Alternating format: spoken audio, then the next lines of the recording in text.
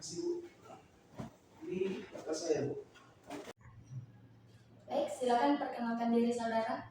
Perkenalkan, nama saya Bintang, usia saya 21 tahun, saya tamatan dari Unsri, jurusan agroteknologi, dan saya berdomisili di Jalan Rikora 2 Palembang.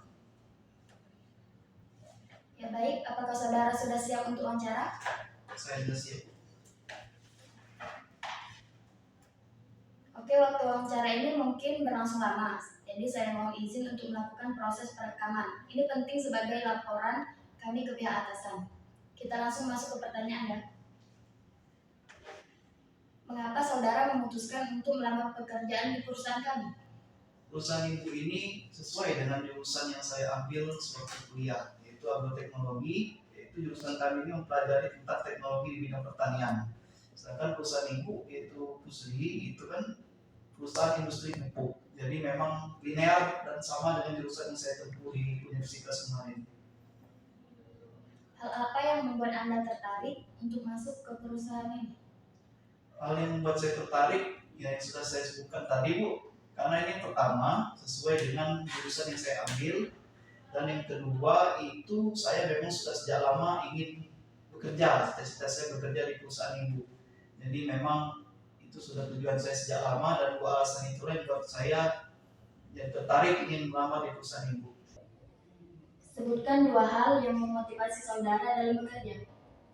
Dua hal yang memotivasi saya dalam bekerja, yang pertama itu saya ingin mendapatkan gaji yang lebih baik, dan itu dapat digunakan untuk menafkahi kebutuhan keluarga saya untuk diri saya sendiri. Dan yang kedua, motivasi saya adalah itu saya ingin berhasil dalam pekerjaan itu, dan itu saya memang karena memang sesuai dengan jurusan yang saya ambil, jadi memang saya ingin itu bisa saya terapkan dalam pekerjaan saya kelak. Gitu. Apa yang dapat memotivasi Anda dalam menyelesaikan tugas yang sulit? Dalam menyelesaikan tugas yang sulit itu saya yang motivasi itu karena orangnya saya ini kalau ada masalah itu saya harus cepat kalau mengambil putusan itu. Jadi kalau bisa masalah itu saya harus bisa selesaikan dalam waktu cepat, dan saya tidak ingin berlama-lama. Jadi motivasinya itu ya karena saya sifatnya nggak bisa Bu yang mengulur-ulur waktu gitu. Jadi ya itulah motivasinya kira-kira Bu. Motivasi Anda agar dapat sukses dalam pekerjaan ini apa? Motivasi saya agar sukses dalam pekerjaan itu yang pertama, saya harus berhasil dalam pekerjaan yang saya ambil nanti. Misalnya kalau tugas dari atasan akan saya kerjakan dengan secepatnya. Dan yang kedua, saya juga terbayang dengan orang-orang di rumah yang mengharapkan saya mendapat kedudukan ataupun pekerjaan yang lebih baik dan tinggi, dapat menghidupi mereka. Jadi saya termotivasi untuk bekerja dengan baik. Apa saudara dapat bekerja di bawah tekanan? Kalau bekerja di bawah tekanan, saya bisa Bu. Untuk ini sejauh ini saya bisa hadapi, dan saya mencoba agar bisa bekerja di bawah tekanan, biarpun itu mengganggu daripada kondisi saya, misalnya dari fisik, psikologis, dan sebagainya. Apakah saudara pernah bekerja di bawah tekanan sebelum ini? Jika pernah, tolong ceritakan bagaimana saudara menyikapinya. Kalau bekerja di bawah tekanan, saya pernah Bu. Waktu saya kuliah, saya pernah memimpin suatu organisasi mahasiswa, yang mana waktu itu kami disuruh mengadakan acara dari kampus, yaitu acara kuliah tamu, dan itu dibarengi juga dengan festival untuk mahasiswa. Dan kami waktu itu butuh sekitar 10 investor untuk membantu mendanai acara itu, dan kami cuma dikasih tenggat 1 minggu waktu itu. Jadi kami ditekan terus supaya bagaimana caranya dalam 1 minggu itu bisa mendapatkan 10 investor ini tadi.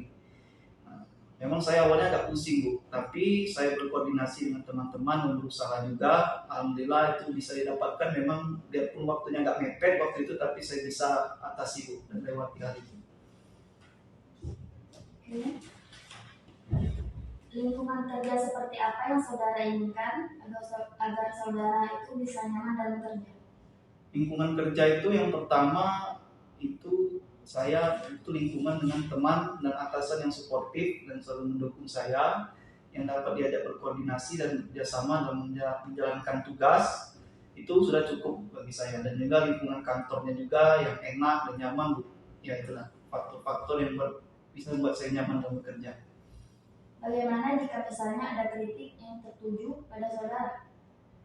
Kalau ada kritik itu Bu, kalau memang saya berbuat salah, saya terima dengan lapang hati, karena itu saya anggap sebagai koreksi terhadap diri saya. Apabila ada yang salah-salah saya bisa perbaiki.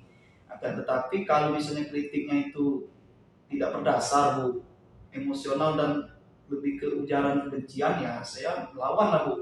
Kalau gitu gak mungkin kan saya diem aja. Tapi kalau memang itu ada faktanya, memang benar, ya saya terima aja dan lapang dada gitu. Jika seandainya saudara mendapat pekerjaan yang saudara harapkan, itu bagaimana tanggapan saudara? Kalau dapat pekerjaan yang saya harapkan, ya saya kerjakan saja Bu, dan saya harapkan itu. Dan biarpun juga misalnya nanti atasan memberikan suatu tugas yang tidak sesuai dengan harapan saya, ya saya usahakan untuk saya kerjakan Bu. Saya mengerjakan itu, dan kalaupun saya tidak bisa, ya saya bisa minta tolong pada teman-teman saya, rekan-rekan, atau saya kalau sudah tidak benar-benar tidak sanggup lagi, saya menghadap ke atasan Bu. Itu cara mengatasinya. Jika mendapat pekerjaan yang tidak saudara harapkan? Kalau pekerjaan yang tidak saya harapkan, itu ya seperti saya katakan tadi, saya akan coba kerjakan semampu saya. Akan tetapi jika saya tidak mampu, saya akan berdiskusi dengan rekan-rekan saya bagaimana cara untuk mengerjakan tugas tersebut. Untuk sejauh ini kalau ada tugas seperti itu saya terimalah dari atasan semampu saya. Seandainya saudara dihadapkan dengan dua masalah yang harus diselesaikan dalam satu waktu bersamaan, apa yang akan saudara lakukan? Dalam waktu bersamaan Bu, jika ada dua masalah itu saya akan menyelesaikan masalah yang sehubungan dengan pekerjaan yang saya ambil nanti. Misalnya memang itu ada suatu masalah yang terkena di bagian saya yang saya ikuti, maka saya akan menyelesaikan masalah yang berhubungan dengan saya itu dulu, baru saya menyelesaikan masalah yang selanjutnya gitu. Apa yang saudara ketahui tentang perusahaan ini? Perusahaan PT Pupuk Sriwijaya ini adalah perusahaan yang bergerak di bidang pembuatan dan industri pupuk urea, dan juga untuk pertanian di seluruh Indonesia, bukan hanya di Palembang. Dan perusahaan ini juga bergengsi karena memang sudah banyak saya dengar dari orang-orang sekitar, dan juga saya baca-baca Bu di Google itu, perusahaan ini memang perusahaan bonafit Bu, dan memang sesuai dengan yang saya jurusan yang saya ambil waktu kuliah kemarin itu Bu. Bagaimana cara saudara mengetahui sesuatu mengenai perusahaan ini?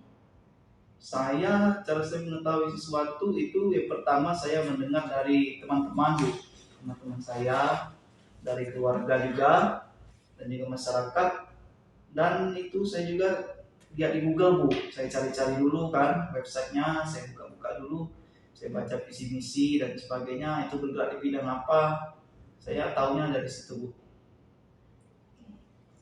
Kriteria seperti apa yang saudara gunakan untuk mengevaluasi perusahaan yang harap menjadi tempat saudara kerja? Kalau kriteria saya rasa nggak ada Bu ya yang saya harapkan, karena menurut saya perusahaan ini sudah bagus, sistemnya juga sudah baik lah bagi saya. Jadi untuk sekarang saya rasa tidak ada hal yang perlu dievaluasi Bu. Jadi kriteria itu saya nggak ada, saya terima aja lah. Jika misal nanti saudara ditempatkan di kantor perwakilan perusahaan yang jauh dari domisili saudara, apakah Anda bersedia menerimanya? Kalau ditempatkan di daerah saya bersedia Bu. Saya tidak masalah kalau bukan di domisili saya, misalnya di daerah-daerah misalnya kayak di Batu Raja, Prabu Mulia atau di mana, misalnya saya ditempatkan di situ, saya tidak masalah dan saya bisa beradaptasi dengan masyarakat dan orang-orang di situ.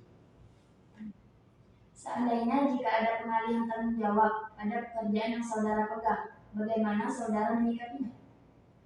Pengalihan tanggung jawab itu saya terima saja Bu.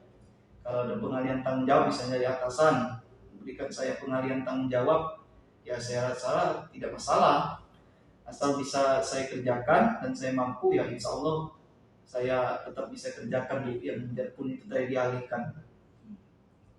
Menurut saudara, kesuksesan itu seperti apa? Kesuksesan menurut saya itu sukses dalam pekerjaan, yang mana saya bisa merangkul rekan-rekan dan juga bisa memiliki reputasi yang bagus di mata atasan. Pekerjaan juga selalu saya kerjakan dengan baik dan benar, dan itu menurut saya sudah sukses, Bu. Tidak terlalu berlebihan ya, cukup seperti itu definisi sukses bagi saya. Salah satu pekerjaan yang pernah saudara kerjakan sampai sukses. Pekerjaan yang pernah saya kerjakan sampai sukses itu waktu saya di universitas. Saya kan tadi sudah saya katakan, saya pernah memimpin badan organisasi mahasiswa. Itu saya sukses, Bu, dalam mengadakan ya acara-acara dan event-event di kampus tersebut. Karena memang ketua yang sebelum saya ini, mereka itu banyak yang kurang-kurangnya, Bu, kalau dalam mengadakan suatu acara itu. Dan di bawah saya, alhamdulillah itu berjalan dengan baik dan lancar. Teman-teman juga bisa diajak koordinasi untuk melaksanakan hal tersebut. Jadi itu bisa dibilang suksesan saya, Bu.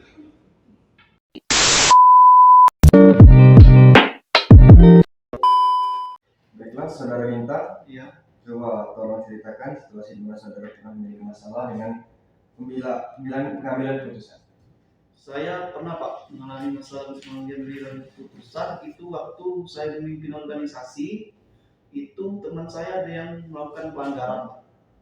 Dan itu saya nggak berat waktu itu memutuskannya, karena memang teman itu sangat akrab dengan saya, Pak, dan dekat. Jadi saya bingung dan dilema waktu itu, apa mau saya kasih hukuman atau tidak, karena tidak enak kan sama beliau itu. Tapi setelah saya pertimbangkan, akhirnya saya tetap memberikan hukuman dan tidak peduli walaupun itu teman saya sendiri, karena memang dia salah, Pak. Jadi saya berikan hukuman gitu, Pak. Jadi agak susah waktu itu. Di mana saudara mengambil keputusan tersebut? Waktu di organisasi mahasiswa itu, Pak. Apakah saudara pernah menyelesaikan suatu masalah dengan rekan saudara, dan bagaimana peran saudara dalam hal tersebut? Menyelesaikan masalah itu sewaktu di organisasi itulah, Pak. Saya waktu itu memang ada masalah sedikit di pengadaan acara waktu itu, pengadaan event konser, dan memang kami waktu itu sempat bermasalah di bidang sarana prasarananya. Itu waktu itu untuk panggung, Pak, untuk sound system dan sebagainya, waktu itu agak susah mendapatkannya waktu itu. Karena kan waktu sudah dekat, jadi saya bersama teman-teman itu berkoordinasi, dan akhirnya saya atau kami itu berhasil mendapatkan sistem itu dan juga panggung itu, biarpun waktunya sudah agak mepet.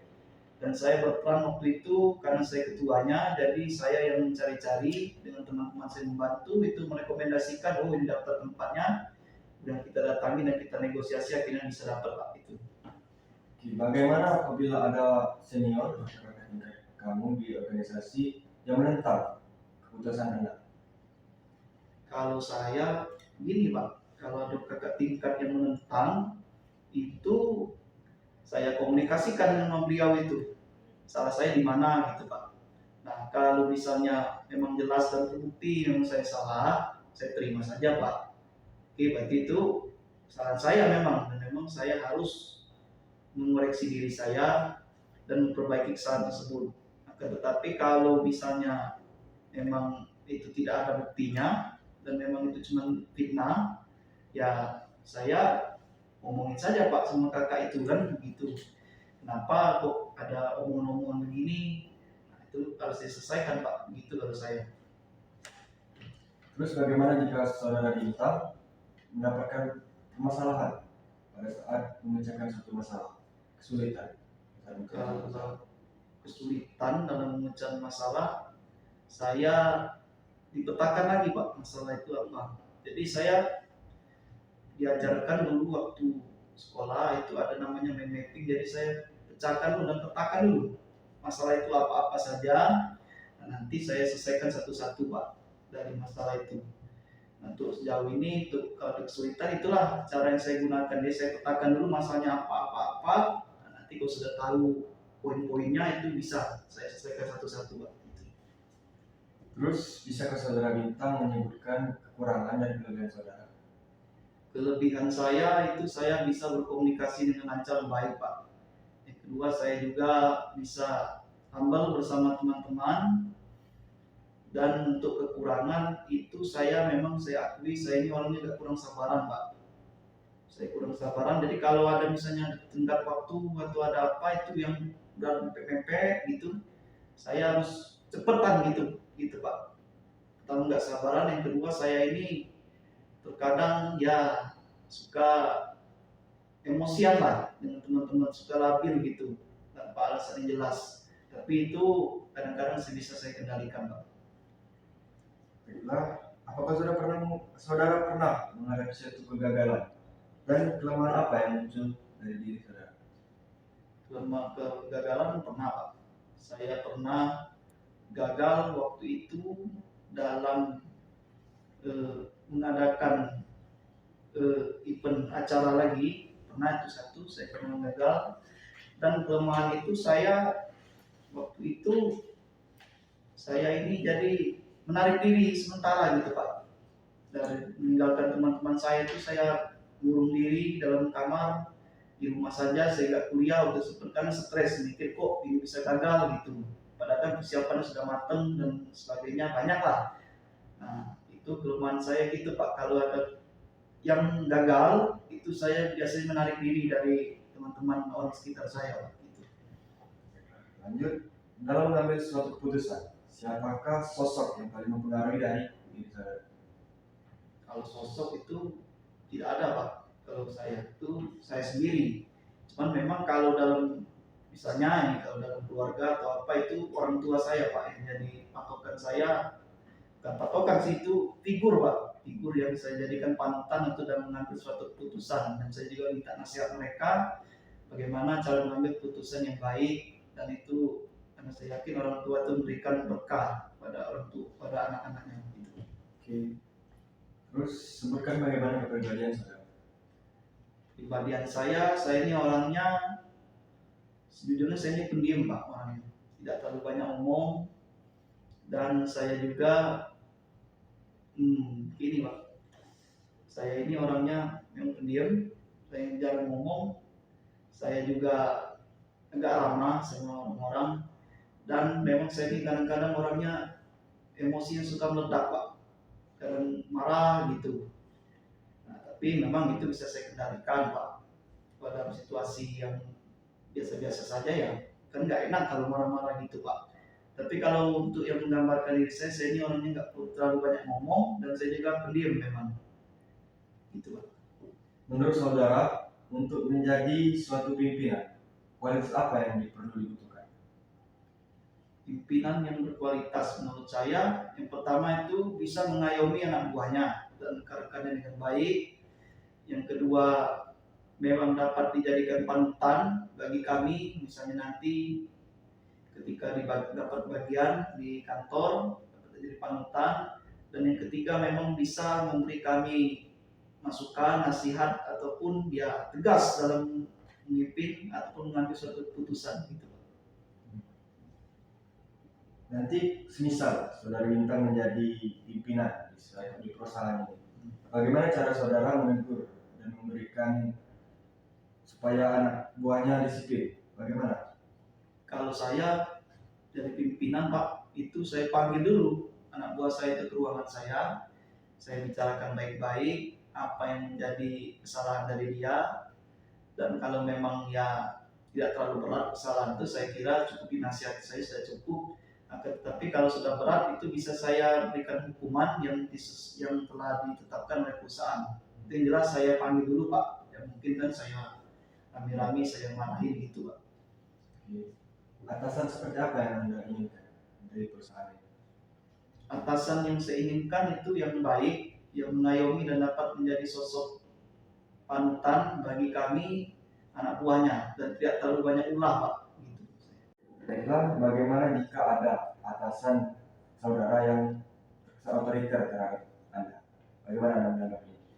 Kalau saya Pak, otoriter itu saya pribadi saya tidak setuju. Karena mengapa sikap otoriter itu berarti dia memaksakan kehendak kepada kami dan juga menyuruh kami untuk melakukan semau dia. Dan itu tentu membuat lingkungan kerja menjadi tidak nyaman.